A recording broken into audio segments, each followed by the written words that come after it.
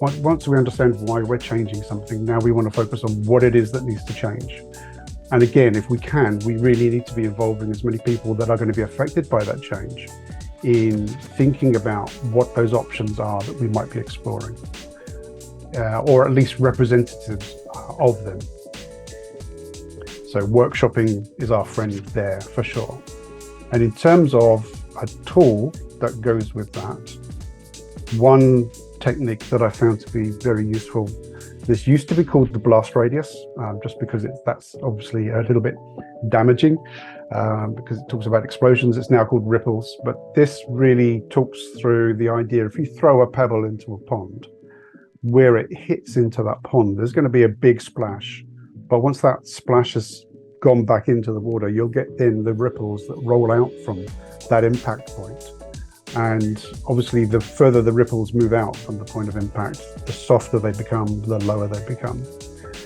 This is a useful technique because you can quickly put it up onto a physical or a virtual whiteboard. It's a really useful technique to get a bunch of people together to workshop.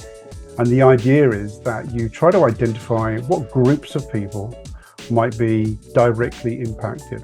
What groups of people do they work with that might have a secondary impact? And then what other groups of people should we keep informed because they're on the periphery?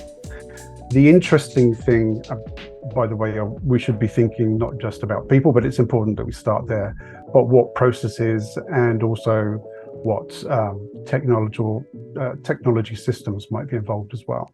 So we can sort of put sticky notes on the board and try to work that out. The really useful purpose for this is, one, it helps us to start to see connections that we may not have thought about from the get-go. But secondly, it starts us thinking about those potentially unintended consequences or groups that we had assumed would be peripheral but actually shouldn't be. So going through that process in sort of mapping out the groups and the processes and systems helped give that more holistic view of the system as a whole. So again, a lot of these techniques are very useful for getting large groups of people together around either, again, as I say, a physical or a virtual whiteboard.